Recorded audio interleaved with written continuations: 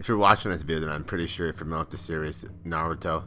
If not, I'm going to quickly explain what a Hokage is. According to Narutopedia, the Hokage was created shortly after the creation of Konoha by Hashirama Senju, one of the village's founders. The Hokage typically selects their successor. If they die or otherwise incapacitated, then there's a process by multiple committees to select the next Hokage. The Hokage's inauguration is a major event in Konoha, with most of the village attending. Once they assume their duties to Hokage, their face is carved into Hokage rock, which is kind of like Mount Rushmore, and they usually move into Hokage residence. So essentially, a Hokage is like a president, prime minister, or dictator with more militaristic duties, because the Hokages are sometimes on the battlefield themselves. Now, if you want to find out who would be the Hokage in real life, we're going to have to consider a couple of factors. First off, we need to know which country the Hokage can realistically come from. Second, we need to figure out which person in that country can be the Hokage. That means the clan has to be a leader of some sort in their home country, or they have to be a really prominent figure. After we have a list of potential candidates, I'll select the person who I think would most likely be the Hokage in real life. Okay, so when deciding which country the Hokage should come from, I decided to look back on the Leaf Village's role in the world of Naruto. Objectively looking at it, the Leaf Village is by far the most powerful nation in Naruto, and it's mostly been that way since the formation of Konoha, when the two strongest clans at the time, the Senju and the Uchiha, joined forces. Most of the top tier shinobi of all time, like Hashirama, Madara, Naruto, Sasuke, etc., have all come from the Leaf Village. So what I'm trying to get across here is that the Leaf Village is a superpower in the Naruto universe. The country that we select in real life should also be a superpower, just like the Leaf Village. Now, there's been many superpowers over the course of time, like Egypt, Rome, Mongolia, the British Empire, etc. But we're just looking at the present time. That means the only real definitive superpower in the world today is the United States of America. Some people would argue that China is already a superpower, but there really isn't a consensus yet on whether or not they are. Russia doesn't have the same influence as it once did as a part of the USSR. Another honorable mention would be Japan, considering that's where the creator of Naruto is from, and Japan used to actually have ninjas. Now that we've narrowed down that list of countries to just the United States of America, we're going to have to figure out our potential candidates. I've done some good research here, so here they are. Candidate number 1. Name: Donald Trump. Occupation: President of the United States of America. This is a pretty obvious candidate for Hokage here. The President of the USA and the Hokage are both leaders of their own countries. The Hokage goes to things like the 5 Kage Summit, which is pretty similar to the G8 meetings in real life.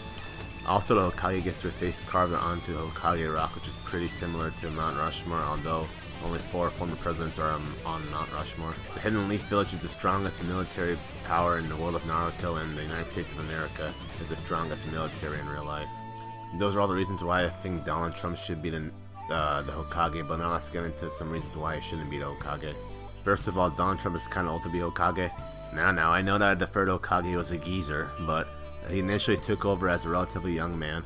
The oldest person to ever be appointed Hokage was Tsunade at age 51, compared to Trump being 70 when he was elected. I guess Trump was kind of like Danzo, who was 73 when he died, except for Trump actually ruled for a substantial amount of time, unlike Danzo. Candidate number 2. Name: LeBron James. Occupation: GOAT. LeBron James, aka the King, aka the Chosen One, is candidate number 2.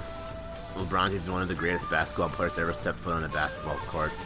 And not only that, he's a successful businessman. LeBron has a lot of Hokage-like characteristics. First of all, LeBron is very athletic, and many consider him to be the most athletic athlete ever. On top of that, LeBron is one of the most skilled basketball players of our time. He's arguably the greatest passer of all time and one of the best scorers of all time as well. Hokages in Naruto are very athletic and skilled themselves, considering they're constantly in life or death battles, and most of the time they come in on top. Also, LeBron fits the age profile for Hokage better than Donald Trump. LeBron is currently 35, which is much younger than Trump 70. The downside of LeBron is that he's not a leader of a nation. I'm just going to rapid fire these candidates now. Candidate number 3. Name: Oprah Winfrey. Occupation: TV personality. Pros to Oprah are that she's very well known and successful. She'll also garner a lot of popularity. Cons: she's kind of like Donald Trump. She's currently 66 years old. Candidate number 4. Name: Tom Brady. Occupation: football player. Tom is a consistent dude who works hard and knows how to win. Candidate number 5. Name: Elon Musk. Occupation: owner/CEO of Tesla and SpaceX.